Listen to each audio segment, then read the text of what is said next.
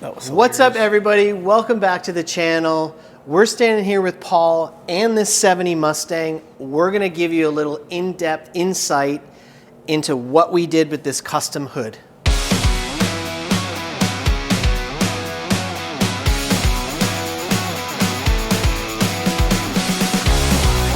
All right, guys, we are here today. We've got Paul, who is the lead fabricator and body tech here at the shop.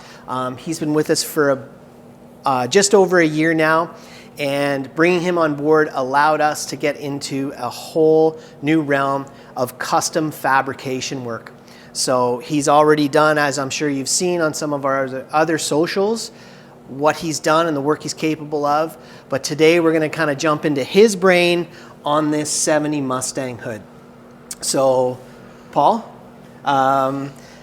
all the work that we've done a bunch of work together. I know what you're capable of. I understand your brain and your thoughts. So when we were kind of talking at first with the customer, why don't you kind of let everybody know, because he was looking for that Boss hood look, right? Yes. Yeah. And that I was kind of like, yeah, that sounds cool. We can definitely get that done.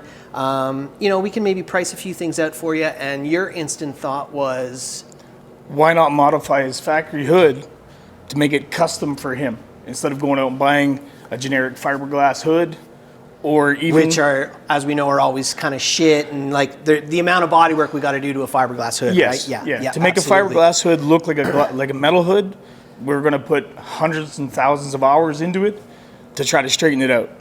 So take his factory, do a little custom flare, make it the Boss look with just a minor scoop. This looks like it's just an actual insert that we've welded in, right? And as you and I know, that's not the case. But again, like, how did you get that look to make it look like it's just, again, like a one piece that's sectioned in there rather than using what's there? So kind of run us through your process and what you thought about that, and how you came into thinking of doing what you did to make it look like it's a custom insert.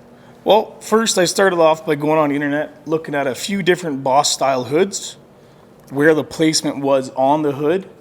And then when I came to the shop, I sat down, laid some measurements out, looked at the easiest way to do it, so it's not destroying the hood at the same time, but still leaving factory strength.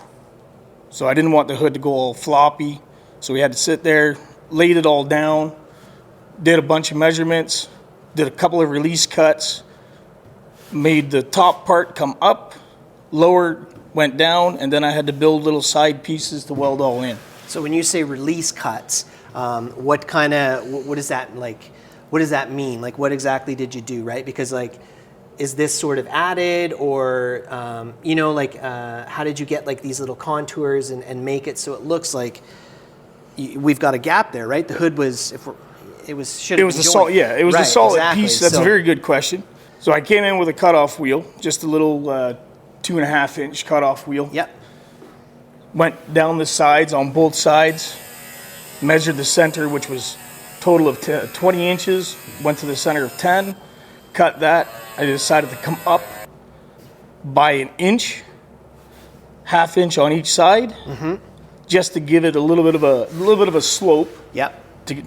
To make it look like an insert instead of so adding that cosmetic sort of. Yeah. So you made just a whole cut down here and then one in the center, and then have just lifted and brought them up. That's right. Okay, and then these contours then. So kind of explain how you went through.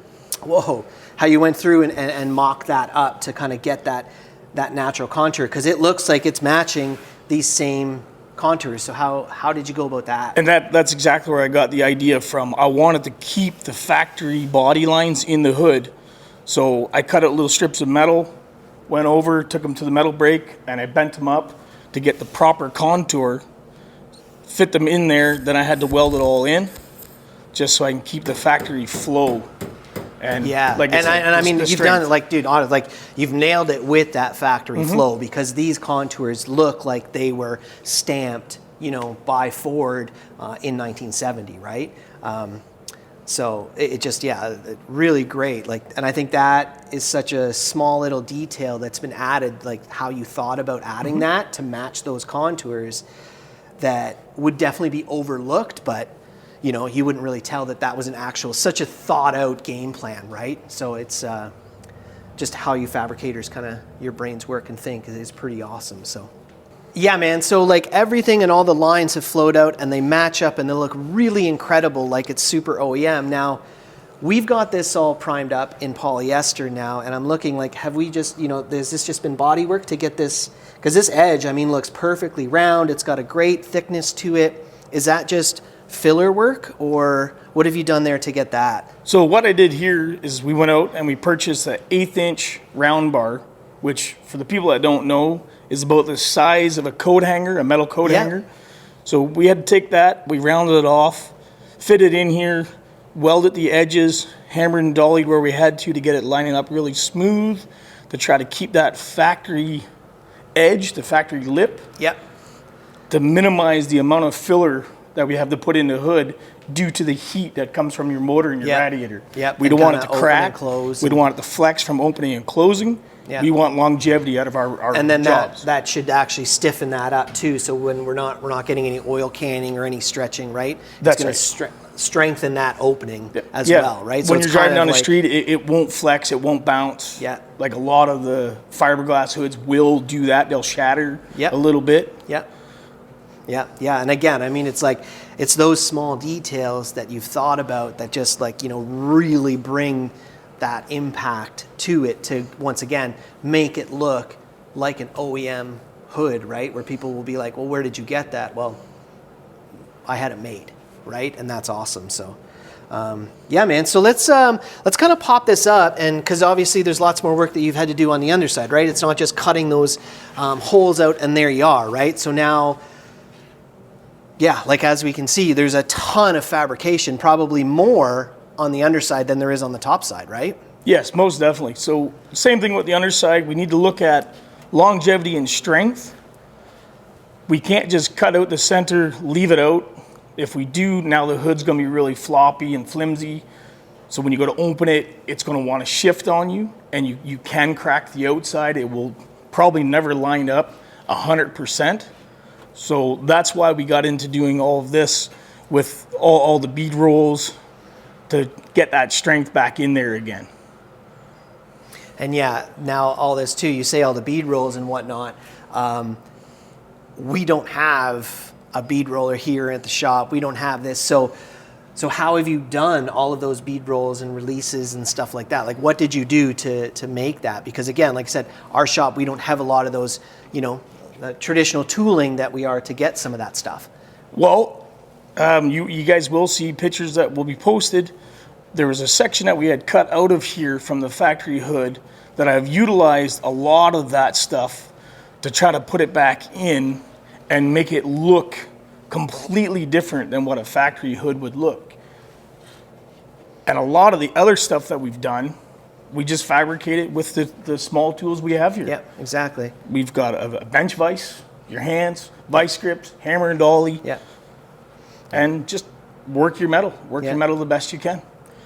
And also too, doing some really intricate custom fab work just by utilizing what we have. So realistically, with a few, you could do this in your garage with a welder and a bench vise, right? Yeah, most definitely. Because you've reused that, not just cut it out and thrown it out and gone something new. We've actually reused a bunch of that. So yeah. Now also too, like this is going lower, right? So does it not hit the rad support anymore? Like there was no, how did you come up with that? Well, there was a little issue when I lowered it for the first time. It did touch a little bit on the upper rad support here. So when I closed it, we looked at it, we figured out what we had to do. I had to drop the rad support roughly by 1 inch to clear the underside of the hood. Then the upper mount itself, I had to cut it, rebend it, make sure it's still structurally sound, and the hood's going to line up and stay closed. That's awesome. So a little bit of additional modification and fab work just down here by doing that, but making that look more OEM and factory and stuff so that we can get that hood latch to sit and latch properly and still be operational as it was, you know, before we did that modification. Yes. Yeah. No, yeah, that's great. Yeah, I mean, it looks incredible, dude. And I mean, as you and I both know, when Bill, the owner, has come in to look, he's been so ecstatic about it. And he's in his 70s. And when he comes walking in, it's like he's like a teenager again, you know? He's just so excited and hyped for the work that Paul's done. And it's given him that vision, you know, that he didn't even really think he could see it that far. He just said, oh, I want a Boss hood because he does have a Boss in it, the 302. So with him wanting that Boss hood, and then, you know, you being able to deliver that to him in this capacity using his own parts is just incredible. So it's definitely something great, you know, and it's elevated. Your work has elevated the work of the shop here. It's more stuff that we can offer. And I mean, Paul is just killing it with fabrication and how he thinks about stuff and how his can pull that through to a finished product is just incredible. So we'll definitely be showing you more of Paul's custom fab work here on the channel. So like and subscribe, guys, and we'll catch you in the next one.